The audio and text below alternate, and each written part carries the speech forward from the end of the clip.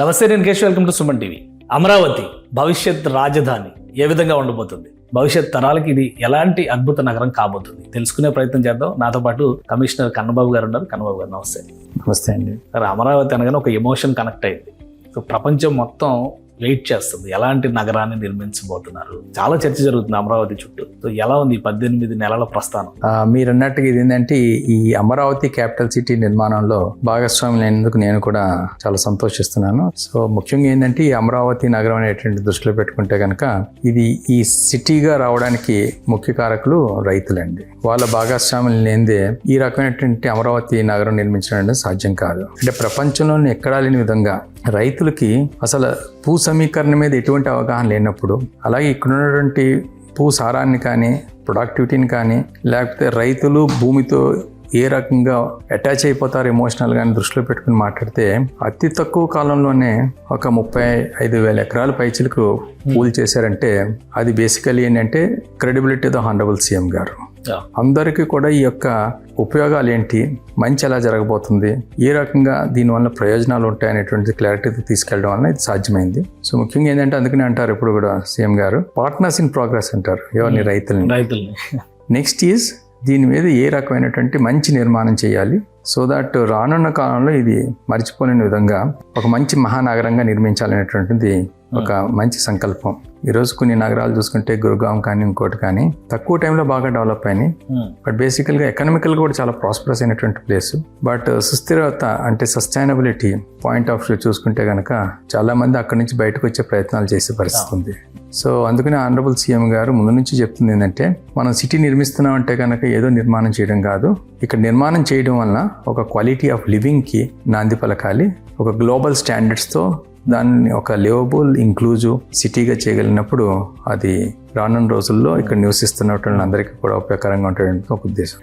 ఈ ప్లానింగ్ విషయంలోనే కొంచెం ఓవర్ అంబిషియస్ గా ఉన్నారు. మీరు కంపారిజన్ చెప్పారు, ఎగ్జాంపుల్ నేను పేరు కూడా చెప్తాను. నయా రాయ్పూర్ తో అమరావతిని కంపేర్ చేస్తున్నారు. అమరావతిలో ఉండడం సాధ్యం కాదు, జనాలు లేరు. కేవలం 1,00,000 మంది జనాభా ఉండే ఒక సిటీ కోసం 35 లక్షల మందిని ప్రొజెక్ట్ చేస్తున్నారు అనేది చాలా బలంగా వినిపిస్తున్నటువంటి విమర్శ. ప్లస్ ప్లానింగ్ విషయంలో ఈ storm water management, underline cabling, ఇట్లాంటివన్నీ కొత్త విషయాలని చెప్తారు. ఇవి ఏవి మనకు అవసరం లేదు, ఇవన్నీ కూడా కాంట్రాక్టర్ల కోసం చేస్తారనే విమర్శ వినిపిస్తుంది. ఏం చెప్తారు మీరు దాని గురించి? ఇది లివబుల్ సిటీ కాబట్టి ఏంటంటే అక్కడ జరిగిన తప్పిదాలు ఇక్కడ జరగకూడదు. అందుకనే ప్లానింగ్ కూడా మోర్ ఇంపార్టెంట్ అండి. దీన్ని నిజంగా అట్రాక్ట్ చేయాలి, ఈ ప్రాంతంలోకి అందరూ వచ్చి నివాసం ఏర్పరచుకునేటువంటి ఉత్సాహం చూపించాలి అనే ఉద్దేశంతో ప్లానింగ్ లో మంచిగా చాలా ప్లాన్ చేయడం జరిగింది. Master planning is been done taking the support of Singapore government. వాళ్ళు they've in turn engage Surbana Jurong Singapore based company. దాన్ని చేసి మన యొక్క ప్లానింగ్ టీమ్ వాళ్ళు ఇన్వాల్వ్ అయ్యి ఒక మాస్టర్ ప్లాన్ మంచిగా చాలా చేయడం జరిగింది. అందులో ఒక మంచి సిటీకి కావాల్సినటువంటి అన్ని కూడా అందులో పెట్టడం జరిగింది. ఈరోజు city like Singapore is the best city. Quality of living or livability index is so high.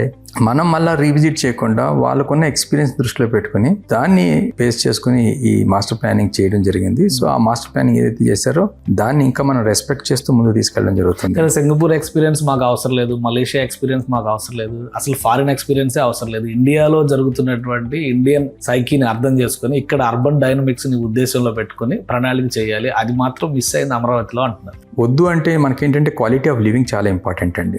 దాని దృష్టిలో పెట్టుకుని మాట్లాడుతాం. యాజ్ ఇట్ ఈస్గా మనం రిప్లికేట్ చేస్తామని చెప్తా లేదు. అందులో ద బెస్ట్ ప్రాక్టీసెస్ మనం అర్థం చేసుకుని ఇక్కడ మనకేం కావాలో అవి పెట్టుకోవడం తప్పులేదండి. ఈ ప్లానింగ్ కూడా ఆ రోజు ఆ టైంలో బిట్వీన్ 2014-19 కూడా రైతులను కూడా ఇన్వాల్వ్ చేస్తూ రైతుల యొక్క ఒపీనియన్ తీసుకుని మేము ఎట్లా చేయబోతున్నాం ఏంటంటే వాళ్ళు కూడా కొన్ని సజెషన్స్ ఇచ్చి వాళ్ళు కూడా బాగా ఇన్వాల్వ్ అయ్యి ఒక రకంగా ఫైనల్ గా ఇతిమిద్దంగా చేసినటువంటిది. అంతేగాని ఏదో వన్ సైడెడ్ గా చేసినటువంటిది కాదు.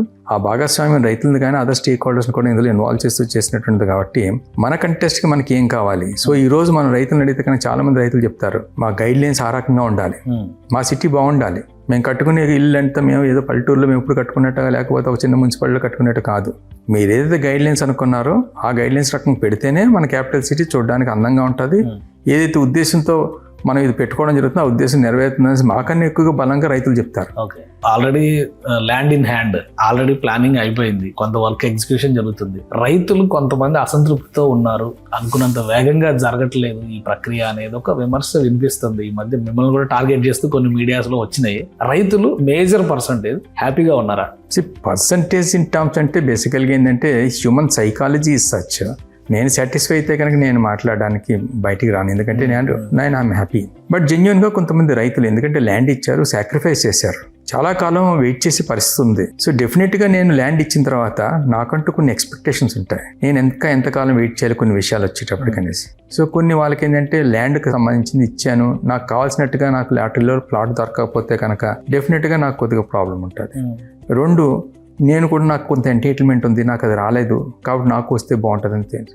సో ఈ రకంగా కొన్ని ఇష్యూస్ ఉన్నాయి, ఇది వాస్తవం. దీనికి సంబంధించి కూడా 3-man కమిటీని పెట్టడం జరిగింది. వారు కూడా రైతుల్ని మమ్మల్ని కూడా ముఖాముఖి పెట్టి ఇష్యూస్ అన్ని కూలంకషంగా డిస్కస్ చేసి ఏ రకంగా పరిష్కారం చేస్తే ఆ ఇష్యూస్ అనేటటువంటిది నడుస్తుంది. ముఖ్యంగా ఏంటంటే గ్రామ కంఠాలకి ఎగ్జామ్షన్ అంటే ఎల్పిఎస్ నుంచి ఎగ్జామ్షన్ ఇచ్చి మాకు గ్రామ కంఠాలుగా పరిగణలో తీసుకోండి అనేసి చెప్తున్నారు. ఒకటి. రెండు, వీధి పోట్లు. మూడు, జరీబు. ఈ ప్రధానంగా ముఖ్యంగా ఉన్నటువంటి లంక భూముల గురించి కూడా ఏదో ఇష్యూ నడుస్తుంది. లంక భూముల ఇష్యూ బేసికలీ ఉందంటే అది కూడా ఏంటంటే మేము ఒక డెసిషన్ తీసుకోవడం జరిగింది, అది కూడా ముందుకు తీసుకెళ్ళడం జరుగుతుందండి, అది ప్రాబ్లం లేదు. ఇకపోతే కేటగిరీ 4 కింద అసైన్డ్ ల్యాండ్స్ ఒకటి ఉన్నాయి, ఒక జియో ఇచ్చారు, జియోలో కేటగిరీ 4 కింద ఎక్కడైనా ట్రాన్స్ఫర్ అయినది ఉంటే కనుక అటువంటివి కూడా మనం పరిగణలో తీసుకుని వాళ్ళకి కూడా రిటర్నబుల్ ప్లాట్స్ యాన్యుటీ కూడా ఇచ్చే పరిస్థితి. అయితే గత ప్రభుత్వంలో జియో 316 అనేసి ఒక ఆర్డర్ తీసుకురావడం వలన ఆ కేటగిరీ 4ని పక్కన పెట్టడం జరిగింది.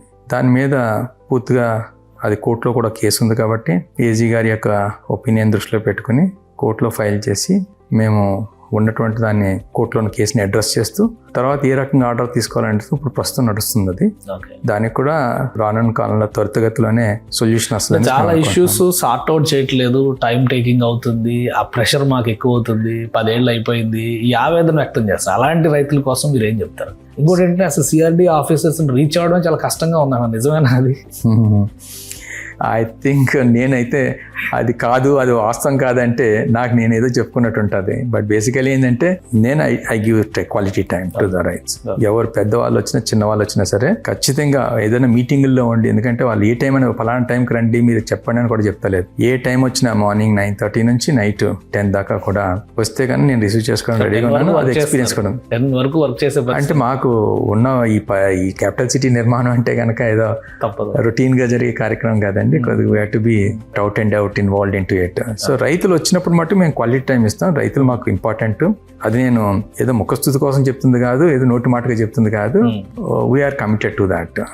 ఒకవేళ రూల్ ప్రకారం అది కాదన్నప్పుడు within the framework లో దాన్ని ఎలా సార్ట్ అవుట్ చేసి వాళ్ళని సంతృప్తి చేయడానికి అవకాశం ఉంటుంది. సో ఎక్స్ట్రా మైల్ కూడా వెళ్ళి ఎలా చేయాలన్నది నేను చూస్తున్నాను. సో కాబట్టి మేము ఏంటంటే గ్రీవెన్స్ డే నాడు మటు ఖచ్చితంగా ఉండాలి అని సాటర్డే పెట్టడం జరిగింది. ఇదే కాకుండా ప్రతిరోజు కూడా పిటిషన్స్ ఏమైతే ఉంటాయో మామూలుగా తీసుకోవడం కాకుండా వచ్చిన ప్రతి పిటిషన్ కూడా అది కంపల్సరీగా రికార్డ్ అవ్వాలి. సో దట్ అకౌంటబిలిటీ, రెస్పాన్సిబిలిటీ ఉంటుంది అనేటువంటి ఉద్దేశంతో క్లోజ్ చేసిన తర్వాత వాళ్ళు ఫోన్ కాల్స్ చేసి వాళ్ళు సాటిస్ఫాక్షన్తో ఉన్నారా లేదా, ఒకవేళ సాటిస్ఫాక్షన్ ఫీడ్బ్యాక్ కూడా తీసుకుంటున్నాం అండి. సాటిస్ఫాక్షన్ లేకపోతే అటువంటి డిస్సాటిస్ఫైడ్ కేసెస్ అన్నీ కూడా మేము కమిటీ ఒకటి పెట్టుకోవడం జరిగింది, వాళ్ళ చేత ఆడిట్ చేపిస్తున్నాం. అది నిజంగా డిస్సాటిస్ఫాక్షనా, క్లోజ్ చేసింది అన్న కింద స్థాయి అధికారులు సరిగ్గా క్లోజ్ చేశారు లేదు, నిజంగా క్లోజ్ చేసింది కరెక్టే ఉండి అప్పుడే కూడా ఆయన కంప్లైనెంట్ కొద్దిగా డిస్సాటిస్ఫైడ్ ఉంటే కనుక అది క్లోజ్లో పెట్టుకుంటున్నాం. జెన్యున్గా అసలు మామూలుగా క్లోజ్ చేశారు బట్ పరిష్కారం కాలేదంటే అది రీఓపెన్ చేస్తాం. సో ఎనీబడీకి యాక్సెస్ అండి, లేదంటే అపాయింట్మెంట్ తీసుకుని నో అట్లా ఇట్స్ ఓపెన్. వాళ్ళు ఇక్కడికి రావచ్చు, ప్రతిరోజు పెట్టుకోవచ్చు, లేదా సాటర్డే వచ్చినప్పుడు మేమే పర్సనల్గా ఉంటాం, ప్రతిరోజు వచ్చినప్పుడు కూడా మేము పర్సనల్గా ఉంటాము. తర్వాత ప్రతి గ్రీవెన్స్ కూడా ఖచ్చితంగా గ్రీవెన్స్ ఈ పోర్టల్లో ఆన్లైన్లో నమోదయ్యి అదేదో బుట్టదాఖలు అయ్యేటట్టు కాకుండా ఒక రెస్పాన్సిబిలిటీ, అకౌంటబిలిటీ కూడా సిస్టంలో తీసుకురావడం జరుగుతుంది. రూల్ ప్రకారం చూస్తే కరెక్ట్ కాకపోవచ్చు, బట్ కొద్దిగా with in the frame work వెళ్ళి కొద్దిగా సర్కంవెంట్ చేసి వాళ్ళకి ఏమైనా ఉపయోగకరంగా చేయగలమా అనేటువంటిది కూడా ఆలోచిస్తున్నాం. కొన్ని విషయాలకు వచ్చేటప్పటికి those are all policy issues. అయితే ఏంటంటే చాలా మంది అనుకుంటారు 18 months అయిపోయింది, ఇప్పటిదాకా ఎందుకు జరగలేదు, చాలా టైం అయింది అనేసి. బట్ ప్రభుత్వ పరంగా మనం పనులు చేసేటప్పుడు ఒక ప్రాసెస్ ప్రకారం వెళ్ళవలసిన అవసరం ఉంటుంది. 2014-19 మధ్యలో స్పీడ్గా జరిగిన పనులు సడన్గా 19-24లో ఆగిపోయిన పరిస్థితి వచ్చింది. కాబట్టి సో ఆగిపోయిన పనులని మళ్ళా రివైజ్ చేయడం అంటే రీస్టార్ట్ చేయడం అనేటువంటి టెక్నికల్గా కొన్ని ఇష్యూస్తో కూడుకున్నటువంటి పని. కాబట్టి ముందు వాటిలన్నింటినీ కూడా టెక్నికల్గా క్లోజ్ చేసి ఒక టెక్నికల్ కమిటీ వేసి అన్ని స్థాయిలోనే అప్రూవల్ తీసుకుని మళ్ళీ టెండర్స్ కాల్ఫర్ చేసి మళ్ళీ పనులు స్టార్ట్ చేయడానికి కొద్ది టైం పడుతుందండి. ఆ టైమే ఇది పట్టింది. అయితే ఇందులో అనుకోకుండా ఏంటంటే లాస్ట్ ఇయర్కి ఎర్లీ మాన్సూన్ అయిపోయేటప్పుడు చాలా లేట్ అయింది. Almost 6 months of what a solid time we last. So avoid చేసేసాం, కానీ స్టార్ట్ చేసేటప్పుడు వర్షాలు. ఇక్కడ సాయిల్ కూడా నల్ల రేగడి అండి, బ్లాక్ కాటన్ సాయిల్. ఇది సాయిల్ ఏంటంటే మనకి ఎప్పుడైనా వర్కులు చేసేటప్పుడు, ఎస్పెషల్లీ మనకి ఎక్కువగా రోడ్ వర్కులు చేసేటప్పుడు, రోడ్ వేసేయచ్చు కదా, దానికి అడ్డం ఉంది అనుకునేది ఉంటుంది. కానీ మనం చేసే అన్నీ కూడా గ్లోబల్ స్టాండర్డ్స్తో చేసే లేఅవుట్లు కానీ, ట్రంక్ రోడ్ ఇన్ఫ్రాస్ట్రక్చర్ కానీ, లేకపోతే ఇతర పని కానీ. దీనికి ముందు అండర్ గ్రౌండ్ యూటిలిటీస్, ప్రతి యూటిలిటీ కూడా అండర్ గ్రౌండ్ ఇస్తున్నాం కాబట్టి అండర్ గ్రౌండ్ యూటిలిటీస్ చేసిన తర్వాత, లేటరల్ కన్ఫైన్మెంట్ చేసిన తర్వాత అప్పుడు మనం క్యారేజ్ అంటే రోడ్లు వేయడం మొదలెట్టాలి. అది కాకుండా రోడ్లు వేసేసామా, లేకపోతే వర్షం వచ్చినా ఓకే చేసేసుకుని పోదాం అంటే కనుక రేపు అన్న రోజు ఎండాకాలం వచ్చేటప్పటికి క్రాక్లు వస్తాయి. సో ఈ స్వభావం వలన, ఈ మాన్సూన్ వలన చేయలేకపోయాం. బట్ ఇప్పుడు బాగా పికప్ అయింది వర్క్ కూడా. ఇప్పుడు వర్క్ పికప్ అయింది, కానీ మళ్ళీ వర్షం పడితే ఇదంతా నీళ్ళలో మునిగిపోద్ది, అమరావతి అంటేనే బురద నగరం, వరద నగరం అనే విమర్శ వస్తుంది. మీరేం చెప్తారు అసలు జాగ్రఫీ పరంగా? నల్లరేగడి నేలకున్న లక్షణాలు తెలుసు ఆల్రెడీ, బట్ అటుపక్కన ఒక విజయవాడ నగరం ఉద్భవించింది 800 ఏళ్ల నుంచి ఉంది అక్కడ, ఇటు పక్కన గుంటూరు మహానగరం ఉంది. సో మధ్యలో ఉన్నటువంటి ఈ సాయిల్ వలన వర్షాలు వచ్చినా రేపొద్దున అమరావతి అనేటువంటి ఏరియాని జాగ్రఫీ పరంగా డిసైడ్ చేసినటువంటి ప్రాంతం నేట మునుగుతుంది అని సోషల్ మీడియాలో విపరీతంగా వస్తుంది. I will clarify this very clearly అండి, beyond reasonable doubt, with figures and facts. Okay, ఈ రోజు ఈ మధ్య కాలంలో గడిచిన 100 ఏళ్ళని దృష్టిలో పెట్టుకుంటే, ఒక 50 years దృష్టిలో పెట్టుకుంటే, highest flood recorded is in the year 2009 October month. ఆ టైంలో కూడా కరకట్ట దాటి ఈ ప్రాంతం మునిగిన పరిస్థితి లేదు. That is recorded evidence. అమరావతిలో చాలా స్టడీస్ చేశారు TCE, ఆర్కడెస్, అక్కడే Netherland based company. They done extensive studies. They came out with very good measures. అందులో భాగంగా ఏంటంటే కొండవీటి వాగుని అంత ముందు కన్నా బాగా వైడెన్ చేయడం జరిగింది. అలాగే పాలవాగుని కూడా బాగా వైడెన్ చేయడం జరిగింది. అలాగే రిజర్వాయర్స్ యొక్క కెపాసిటీ కూడా విస్తృతం చేయడం జరిగింది. ఇటు నీరుకొండ కానీ, శాఖమూరు కానీ, అలాగే కృష్ణాయపాలెం రిజర్వాయర్స్ కెపాసిటీస్ బాగా పెంచడం జరిగింది. ఇది కాకుండా గ్రావిటీ ఛానల్ అని ఒకటి కూడా తవ్వడం జరిగింది, అప్ టు కింద నుంచి వైకుంఠపురం దాకా. దానివల్ల ఏమవుతుందంటే పైన పడే వాటర్ అంతా కూడా ముందే గ్రావిటీ ఛానల్లో పడిపోయి అక్కడి నుంచి వైకుంఠపురం నుంచి కృష్ణారంలో పడిపోతుంది. రెండోది, ఈ వైడనింగ్ డీప్నింగ్ వల్ల కూడా చాలా వరకు it takes care, free flow. అక్కడ ఫ్లడ్ వాటర్ ఎక్కువగా ఉంది, ఇటువైపు వర్షం ఎక్కువగా ఉందంటే కనుక ఇమీడియట్గా ఎంత కెపాసిటీ పంప్స్ పెట్టాలని దృష్టిలో పెట్టుకుని 20,000 క్యూసెక్స్ ఆఫ్ వాటర్ కూడా లిఫ్ట్ చేసి వేసేసేటట్టు చర్యలు తీసుకోవడం జరుగుతుంది. కాబట్టి ఎంత పెద్ద స్థాయిలో వచ్చినా సరే ఇమీడియట్గా వరద ఎఫెక్ట్ లేకుండా చేసే పరిస్థితి. మీరు కృష్ణా రివర్ బేసిన్లో పెద్ద పెద్ద నిర్మాణాలు చేస్తున్నారు. సామాన్యులు అయితే చిన్న ఇల్లు కడితే కూడా ఒప్పుకోరు, అలాంటిది రివర్ బేసిన్లో, రివర్ బేసిన్ కూడా కాదు, నది గర్భంలో కడుతున్నారని ప్రతిపక్ష నాయకులు తీవ్రమైన విమర్శలు చేశారు. River bed is different, river basin is different. ప్రతి రివర్కి కూడా బేసిన్స్ ఉంటాయండి. Basin doesn't mean it's a bed. Okay, అంటే అసలు ప్లానింగ్ ఏమైనా జరిగిందా? మాస్టర్ ప్లాన్లో రివర్ బేసిన్లో నిర్మాణాలకు సంబంధించిన ప్లానింగ్ ఏదైనా జరిగిందా? మాస్టర్ ప్లాన్ అంటే ఓన్లీ గవర్నమెంట్ సిటీ పైన ఇప్పుడు వస్తున్న డిస్కషనే ఉంది. మిగతా ఎక్కడైనా ఉందా అలాంటి accessibility? No, we are done as per that, and I am making it very clear. This is being done. This has been filed in the NGT also. We are given a clarity. దాని మీద committees కూడా పెట్టారు. Committees also looking it to it. అంటే వరద ఎక్కువ ముంపు వస్తుంది అని చెప్పారు, but we gave clarity with figures and facts. మళ్ళీ కేసులు వేసే పరిస్థితులు వస్తే మళ్ళీ అమరావతికి ఆటంకాలు. ఇప్పుడు 18 ఒక 5 సంవత్సరాల అజ్ఞాతవాసం తర్వాత ఇప్పుడు రీస్టార్ట్ అనేది జరుగుతుంది. That is why I said very clearly, we are clear, we are following norms only. We are not deviating to the norms. Established procedures, act proper ఏదైతే ఉందో దాని ప్రకారం వెళ్తున్నాం, కానీ we are not deviating from the act. So what about land pooling? మళ్ళీ second phase start అవుతుంది. So ఇప్పుడు already ఒక 35,000 ఎకరాలు ప్లస్ గవర్నమెంట్ ల్యాండ్స్ అంతా కలిపి 55,000 acres అమరావతి ల్యాండ్ బ్యాంక్ కనిపిస్తుంది. మళ్ళీ సెకండ్ ఫేజ్ పూలింగ్కి వెళ్ళాల్సిన అవసరం ఏంటి? బేసికలీ ఏంటంటే ఇప్పుడు మనకి ఫస్ట్ ఫేజ్ దాన్ని దృష్టిలో పెట్టుకుని మాట్లాడితే బాగా జరిగిందండి, చాలా మంచి ప్లానింగ్ జరిగింది. ల్యాండ్ వాల్యూ కూడా బాగానే అప్రిషియేట్ అయింది. బట్ ప్రాబ్లం ఎక్కడ వస్తుందంటే, నిజంగా దీన్ని అనుకున్న రీతిలో కాంప్రహెన్సివ్గా సిటీ నిర్మాణం చేయాలంటే కనుక ఇప్పుడు తీసుకునే ఎక్స్టెంట్ సరిపోని పరిస్థితి కనపడుతుంది. చాలా వరకు కూడా బల్క్ ల్యాండ్స్ ఏదైనా మంచి ఇండస్ట్రీ పర్పస్ కోసం కానీ, లేకపోతే ఒక స్పోర్ట్స్ సిటీ లాంటిది, సో ఇట్లాంటి లాజిస్టిక్స్ సంబంధించింది కానీ కావాలంటే కనుక చాలా కొంతమంది ఇండస్ట్రీస్ కానీ, అలాగే కొన్ని ఇన్స్టిట్యూషన్స్ కూడా, మంచి ఇన్స్టిట్యూషన్ కూడా ఒక పెద్ద స్థాయిలో ల్యాండ్ అడిగినప్పుడు ఇప్పుడు మేము అంత స్థాయిలో సమకూర్చలేని పరిస్థితి కనపడుతుంది. కానీ అలాంటి ఇన్స్టిట్యూషన్స్ వచ్చినప్పుడే ఒక క్యాపిటల్ సిటీ యొక్క నిర్మాణం పరిపూర్ణంగా అవుతుంది. సో దాన్ని దృష్టిలో పెట్టుకుని ఒక కాంప్రహెన్సివ్ డెవలప్మెంట్ దృష్టిలో పెట్టుకుని లాంగ్ టర్మ్తో ఒక సిటీని బాగా చేయాలంటే కనుక ఇది తీసుకోవడంలో తప్పు లేదని మా ఉద్దేశం. కానీ ఒక క్లారిటీ ఇవ్వండి సార్, అసలు ల్యాండ్ పూలింగ్ తీసుకున్న తర్వాత బెనిఫిషియరీ ఎవరైతే రైతు ఇస్తాడో ఆయనకి ఎంత వెళ్తుంది, డెవలప్మెంట్కి ఎంత వెళ్తుంది, చివరికి ప్రభుత్వం దగ్గర ఎంత మిగులుతుంది? ఎందుకంటే నంబర్ చూడగానే 55,000 ఎకరాలు, ఇప్పుడు మళ్ళీ 20,000 ఎకరాలు, 16,666 ఎకరాలు ప్రైవేట్ ల్యాండ్స్ తీసుకుంటున్నారు అన్నారు. ఇంత వాల్యూమ్ ఆఫ్ ల్యాండ్ ఏం చేస్తున్నారు? ఇదంతా రియల్ ఎస్టేట్ వ్యాపారం అనే విమర్శ కూడా చేస్తున్నారు. ఒక 25% to 30% lands goes to the farmer కండి. More than 25%. జరీబ్ అయితే almost 30% above it goes to the farmers. తర్వాత ఎక్కువ ఏంటంటే ఈ మాస్టర్ ప్లానింగ్ చేసినప్పుడు ఎక్కడ రాజీ పడతలేదండి. ఓకే, ఎక్కడా లేని విధంగా మోర్ దెన్ 30% బ్లూ గ్రీన్కి ఇస్తున్నాం. Blue green.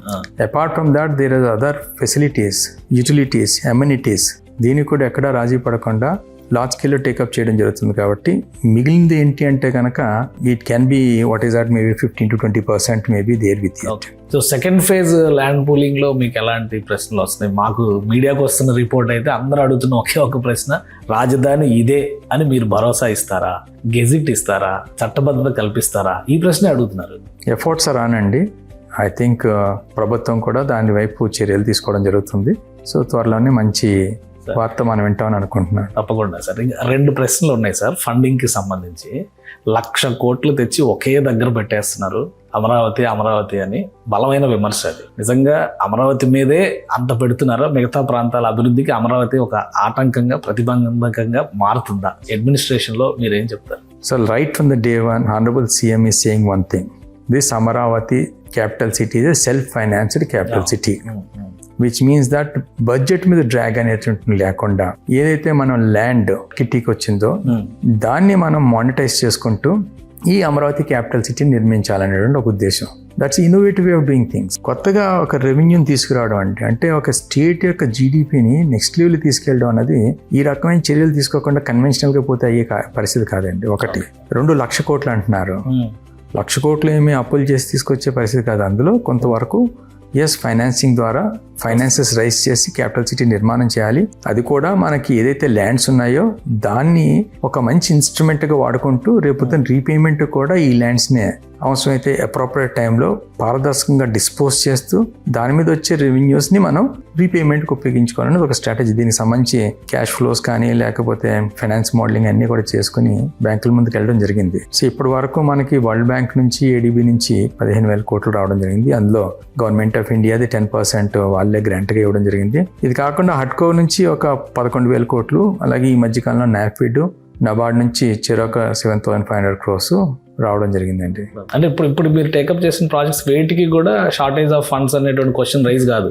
No, financial closure మట్టుగా 100% చేయడానికి మేము రెడీగా ఉన్నాం. అయితే ఇకపై నడిచే కార్యక్రమాలు ఎక్కువగా ఏమంటారంటే ఇన్నోవేటివ్గా కావాలి. మనకున్న ల్యాండ్ను ఉపయోగించుకుంటూ BOT, PPP మోడల్స్ దృష్టిలో పెట్టుకుంటూ మనము యాక్టివిటీని ఫీల్డ్ మీద కనపడేటట్టు చేస్తూ ఇన్ఫ్రాస్ట్రక్చర్ పెట్టుకుని డెవలపర్ ఎవరైతే ప్రైవేట్ నుంచి వస్తారో వాళ్ళు ఈక్విటీ డెట్ రూపంలో కానీ లేకపోతే ఈక్విటీ రూపంలో కానీ తెచ్చుకొని ఆ స్ట్రక్చర్స్ కన్స్ట్రక్ట్ చేస్తూ దాంట్లో మాకు వాటా రావడం కానీ లేకపోతే దాన్ని వచ్చిన మాకు బిల్టప్ ఏరియాని మేము డిస్పోజ్ చేసుకోవచ్చు, లేదంటే కనుక మేము లీజ్కి ఇచ్చుకోవచ్చు. ఇంకో రకంగా చేసుకుని అమరావతి అంటే CRDA కూడా కొద్దిగా బలోపేతం అయ్యేటట్టుగా ఒక ఇన్నోవేటివ్గా చేయాలనే ఒక ఉద్దేశం. సో ఆ రకంగా ఇకపై చేసే యాక్టివిటీస్ చేయాలని ఒక ఉద్దేశం. సో ఇప్పటివరకు అమరావతిలో అన్ని గవర్నమెంట్ భవనాలు నడుస్తున్నాయి, ప్రైవేట్ అంటే ఇన్స్టిట్యూషన్స్కి ఇచ్చారు. సో అపార్ట్ ఫ్రమ్ దట్ ఇంకా ఎవరైనా ప్రైవేట్ ఇన్వెస్టర్స్ని ఇన్వైట్ చేసే అవకాశాలు ఉన్నాయా?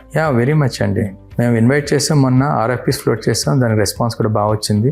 2 RFPs ఫ్లోట్ చేసాం. తర్వాత మొన్న CM గారు కూడా ఢిల్లీ వెళ్ళినప్పుడు క్రెడాయ్ వాళ్ళతో మీటింగ్ పెట్టారు, అలాగే నారెడ్కో వాళ్ళతో డిస్కస్ చేశారు. వాళ్ళ దగ్గర కొన్ని సూచనలు తీసుకుంటున్నారు. వాళ్ళ సూచనలు బట్టి కొద్దిగా పాలసీగా ఒక డెసిషన్ తీసుకుని పాలసీని బేస్ చేసుకుని ఇంకా అట్లీస్ట్ ఒక 25 మంచి కంపెనీలు ఇక్కడికి వచ్చి ఇచ్చేయాలనేది ఒకటి. ఇది కాకుండా బయట నుంచి ఒక మంచి any sector you look at, ఈరోజు 101 ఇన్స్టిట్యూషన్స్కి సుమారు ఒక 1,300 ఎకరాలు ఇవ్వడం జరిగింది. అది ఎడ్యుకేషన్ రంగానికి సంబంధించింది అవ్వచ్చు, హెల్త్ రంగానికి సంబంధించి అవ్వచ్చు, హాస్పిటాలిటీ అంటే హోటల్ రంగానికి సంబంధించింది అవ్వచ్చు, లేదా బ్యాంకింగ్, ఇన్సూరెన్స్ సంబంధించిన రంగానికి అవ్వచ్చు. These are all goes a long way. అంటే కొన్ని సందర్భాల్లో కేవలం ఆఫీసెస్కే కాదు ఇవ్వడం, వాటి నివాస సముదాయాలకు కూడా ల్యాండ్ ఇవ్వడం జరిగింది. So that is how it is going to be more liveable. కేవలం ఇవే కాదు, quantum valley sir, quantum valley వస్తే అమరావతి ఫేట్ మొత్తం రీడిజైన్ అయిపోతుంది అని అంటున్నారు. ఈవెన్ ఫర్ ఇండియా ఆల్సో చాలా పెద్ద బిగ్ విజన్ ఉంది. దట్స్ గేమ్ చేంజింగ్ అండి యాక్చువల్ గా. I think that's next level intervention. So A state కూడా ఇంత ప్రొయాక్టివ్గా క్వాంటమ్ కంప్యూటింగ్లో ఆలోచన చేయనటువంటిది. ఆనరబుల్ సీఎం గారు చాలా ప్యాషనేట్గా ఈ ఇష్యూని డ్రైవ్ చేయడం జరుగుతుంది. ఈ డ్రైవ్ చేయడం వల్ల ఒకప్పుడు సిలికాన్ వ్యాలీ ఏ రకం ఇది వచ్చిందో, క్వాంటమ్ కంప్యూటింగ్ తర్వాత క్వాంటమ్ వ్యాలీకి ఇది బాగా రావాలి. అది మనం ఫస్ట్ మనమే దాన్ని ఇది చేయాలనేసి చేయడం జరిగింది. Towards that direction things are really following in line. Education point of వచ్చేటప్పటికి నాట్ లైక్ ఎనీ ఇన్స్టిట్యూషన్ కాదు, వరల్డ్లో టాప్ 100 ఇన్స్టిట్యూషన్స్ని అంటే ర్యాంకింగ్లో ఉన్నటువంటి వాళ్ళని ఇక్కడ పెట్టి వాటికి సంబంధించిన క్యాంపసెస్ కూడా ఇక్కడ పెట్టాలనేటువంటిది. అందులో భాగంగా పడ్జు గురించి ఆలోచిస్తున్నారు. అలాగే ఈరోజు దేశంకి, మన భారతదేశానికి వాళ్ళ క్యాంపసెస్ పెట్టడానికి టాప్ 17 యూనివర్సిటీస్ వాళ్ళు already they taken a decision. So అందులో కొన్ని ఉన్నా మన దగ్గరికి రావాలనేటువంటి ఉద్దేశంతో కొంతమందితో మేము టైప్ చేసుకోవడం జరుగుతుంది. హబ్గా మారే అవకాశం ఉంది future. As such Vijayawada Guntur area is education hub. Education hub ఎందుకు అవుతుందంటే BITS, that's a great premier institution in the country. They are setting up their AI-based university here. XLRI recently converted into university. They're also setting up their the quality institution here. And then International Law University, Bar Council of India, BCI, వాళ్ళు పెడుతున్నారు. ఇట్లా you name anything, I think the best of the institutions are here and the traction is already acquired. దీని యొక్క మనం ఫలితాలు చూడడానికి కొద్ది time పడుతుంది అంతే. ఎప్పటి వరకు వెయిట్ చేయాలి, ఎంత టైం పడుతుంది? ఎందుకంటే అమరావతిలో చాలా భూమి పూజలు జరుగుతున్నాయి. ఈ 2026లో ప్రారంభోత్సవాలు జరగబోతున్నాయి చాలా పెద్ద ఎత్తున అనే ఒక చర్చ నడుస్తుంది. మొన్న మినిస్టర్ నారాయణ గారు కూడా అనౌన్స్ చేశారు, ఒకేసారి 4000 గృహప్రవేశాలు చేసినా మేము చేస్తాం, మొత్తం రెడీ చేస్తున్నాం అని చెప్పినారు. మినిస్టర్ గారు చెప్పినట్టుగానే ఈ రెసిడెన్షియల్ సంబంధించినటువంటి సుమారు 4000 చిల్లర గృహ సముదాయాలకి ఏర్పాట్లు జరుగుతున్నాయి. అది మార్చి ఈ సంవత్సరంలోనే అది పూర్తవుతుంది అనేసి ఆ రకంగా మేము ఫాలోఅప్ కూడా చేస్తున్నాం. దానికి సిస్టమ్స్ కూడా బ్యాక్ ఎండ్ పెట్టుకోవడం జరిగింది. సో ఇది కాకుండా మేము వేస్తున్నటువంటి LPS లేఅవుట్ సంబంధించినటువంటి అంటే రైతుల రిటర్నబుల్ ప్లాట్ సంబంధించినటువంటి మౌలిక సదుపాయాలు, అలాగే ట్రంక్ ఇన్ఫ్రాస్ట్రక్చర్ మౌలిక సదుపాయాలు, ఫ్లడ్ మిటిగేషన్ సంబంధించిన ఇవి, అలాగే ఐకానిక్ స్ట్రక్చర్స్ కొన్ని కడుతున్నాం వాటికి సంబంధించింది. ఇవన్నీ కూడా టైం కంప్లీట్ చేయాలనేటువంటి ఉద్దేశంతో మనం ముందుకు వెళ్తున్నాం. LPS ట్రంక్ అయితే కానీ నెక్స్ట్ 1.5 yearsలో ఇవి కంప్లీట్ అవుతాయి. ఆ రకంగానే మనం కాంట్రాక్టర్స్ కూడా ఇచ్చాం. రెగ్యులర్ బేస్ మీద వాళ్ళతో మానిటర్ చేసుకుంటున్నాం. వాళ్ళకు కూడా పేమెంట్స్ రిలీజ్లు ఎక్కడ ప్రాబ్లం లేకుండా కూడా చర్యలు తీసుకోవడం జరుగుతుంది. అంటే ఒక LPSలో అవి కంప్లీట్ అయితే ఒకవేళ ఇమీడియట్గా పబ్లిక్ రావడానికి నివాస యోగ్యంగా మారుతుందా Amaravati? This will be beautiful city అండి, ఇన్ ద సెన్స్ దాట్ ఏదో చూడ్డానికి బాగుండమే కాదు, నివాసానికి కూడా మంచిగా హెల్తీ నివాసానికి కూడా ఉపయోగేటట్టుగా చేయడం జరుగుతుంది. నేను పర్సనల్గా నేను మాట్లాడితే నేను అనుకున్నాను ఆప్షన్ అంటుంటే కనుక ఎవరైనా పెద్ద నగరాలకు పోవడానికి చూస్తూ ఉంటారు. బట్ మేము అందులో ప్రత్యక్షంగా చూస్తున్నాం కాబట్టి సో ఇంకెక్కడ సెటిల్ అవ్వని అవసరం లేదు, ఎక్కడే సెటిల్ అవ్వచ్చు. ఎందుకంటే ఇంత మంచి సోషల్ ఇన్ఫ్రాస్ట్రక్చర్ వస్తుంది, ఇంతమంది ఫెసిలిటీస్ వస్తున్నాయి. లైఫ్ అంటే కేవలం పనిచేయడమే కాదు, రిక్రియేషన్ కానీ లేకపోతే ఇంకా అదర్ సదుపాయాలు ఏమైతే బేసిక్ మౌలిక సదుపాయాలు, తర్వాత సోషల్ ఇన్ఫ్రాస్ట్రక్చర్ అవన్నీ ఉంటూ మంచి వాతావరణంలో, ఆరోగ్యపరమైన వాతావరణంలో ఉంటే కనుక ఇంకా అంతకన్నా మించింది ఏముంటుంది. సార్ ఓవరాల్గా ఫండింగ్ విషయంలో సెంట్రల్ గవర్నమెంట్ సపోర్ట్ ఎలా ఉంది? సెంట్రల్ గవర్నమెంట్ సపోర్ట్ చాలా బాగుందండి ఇది. ఎందుకంటే రెస్పాన్స్ ఈజ్ వెరీ గుడ్. వాళ్ళు చేయవలసినది ఫండ్స్ అవి రిలీజ్ చేయడం జరిగింది. ఇప్పుడు మేము ఏదైనా ఫైనాన్షియల్ ఇన్స్టిట్యూషన్ సపోర్ట్కి వెళ్ళినప్పుడు కూడా వారి సపోర్ట్ కూడా బాగా ఉంది. సో ఇంకా సపోర్ట్ ప్రపంచ బ్యాంకు, ADB బ్యాంకు నుంచి కూడా తీసుకుని అసలు ఫైనాన్షియల్ గా ప్రెషర్ అనేది అవ్వట్లేదు. అక్కడ పోలవరం అంటున్నారు, ఇక్కడ సంక్షేమం అంటున్నారు, ఇవన్నీ నడుస్తున్నాయి. అమరావతి నిర్మాణాలు కూడా చక్కగా నడుస్తున్నాయి. Basically I can talk about Amaravati. Amaravati has been said it's a self-financed capital city కాబట్టి finance department support is there in terms of raising finances. And then మేము కూడా కొద్దిగా ప్రాపర్గా స్ట్రక్చర్ చేస్తూ బ్యాంకుల దగ్గరికి వెళ్ళినప్పుడు వాళ్ళు కూడా కన్విన్స్ అయ్యి, ఎందుకంటే మేము ఏదో అడిగితే ఇచ్చే పరిస్థితి ఏముండదండి. Banks they do proper due diligence. So మేము చేసేటువంటి ఫైనాన్స్ మోడలింగ్ కూడా స్ట్రక్చరింగ్ కూడా కరెక్ట్గా ఉందనుకున్న తర్వాతే డ్యూ డిలిజెన్స్ తర్వాతే ఇది వాళ్ళు మాకు ఫైనాన్స్ ఎక్స్టెండ్ చేయడం జరుగుతుంది. ఆ విషయంలో కూడా ఏం ప్రాబ్లం లేదు. కాకపోతే ఏంటంటే ఇప్పుడు ఫైనాన్సెస్ రైజ్ చేయడం కాదు, ఇన్నోవేటివ్ ఫైనాన్సింగ్ ద్వారా అంటే ప్రైవేట్ వాళ్ళు పెడుతూ స్ట్రక్చర్స్ రైజ్ చేసుకుంటూ కావాల్సిన ఫెసిలిటీస్ అన్ని కూడా ప్రైవేట్ భాగస్వామ్యంతో PPP BOT మోడల్లో పబ్లిక్ ఫైనాన్స్ ఇప్పటిదాకా చేస్తే ఇప్పుడు ప్రైవేట్ ఫైనాన్సింగ్ నుంచి మనం ముందుకు తీసుకెళ్ళాలి. 1,00,000 కోట్లు అన్నారు, 1,00,000 కోట్లు అంతా కూడా పబ్లిక్ ఫైనాన్స్ ద్వారా కాదండి, అది ప్రైవేట్ ఫైనాన్సింగ్ కూడా కలుపుకునేటువంటి కార్యక్రమం. ఇది అలాగా సెల్ఫ్ మోడ్లోకి వెళ్ళిపోయిన తర్వాత value of the land goes up many times, then 1,00,000 కోట్లు విల్ బి నథింగ్ అండి. సో పర్సనల్గా కన్నబాబు గారు చాలా మీరు సర్వీస్లో చాలా ఆఫీసర్స్, చాలా అడ్మినిస్ట్రేషన్ పార్ట్గా మీరు చేసి ఉంటారు. అమరావతిని నిర్మించడం, అమరావతి నిర్మాణంలో భాగం కావడం, సో మీకు ఎలాంటి అనుభవాన్ని ఇస్తుంది? Now we are going through such a phase that quite challenging. If I say satisfying ante kanaka, that's not a correct statement. But what I can say, it's truly challenging. ఈ రోజు మనం అనుకున్నట్టుగా చేస్తే that becomes more satisfying and gratifying part of my career. But as of now, I can't say that the satisfying and all till I see the outcome. What I can say is it's challenging, Right. Indeed challenging, great opportunity. All together only can contribute. This is what I strongly believe in. And then I'm hopeful that things are turning out in a very positive manner. I see very good things happening down the line. So ఇది అమరావతి నిర్మాణానికి సంబంధించి అడుగడుగున ప్రతి అంగుళంలోనూ కూడా ఒక ప్రణాళికాబద్ధమైనటువంటి వ్యూహాత్మకమైన నిర్మాణ ప్రక్రియ ఉందని చెప్పని కన్నబాబు గారు చెప్తున్నారు. ఇక రైతులకి కూడా అద్భుతమైన సంతృప్తి వస్తుంది. ఇలాంటి ప్రాజెక్టులు ఛాలెంజింగ్గా తీసుకుని చేసినప్పుడు అధికారులకు కూడా ఆనందాన్ని ఇస్తుందని ఆయన విశ్లేషిస్తున్నారు. భవిష్యత్తులో ఎవరైనా అమరావతిలో నివసించాలని కోరుకునే స్థాయిలో దీని నిర్మాణ ప్రక్రియ జరుగుతుంది. కొద్ది రోజులు వేచి చూస్తే చాలు అమరావతి వైభవాన్ని ప్రతి ఒక్కరూ కళ్ళతో చూడొచ్చు. ఇది స్పెషల్ డిస్కషన్. Keep watching.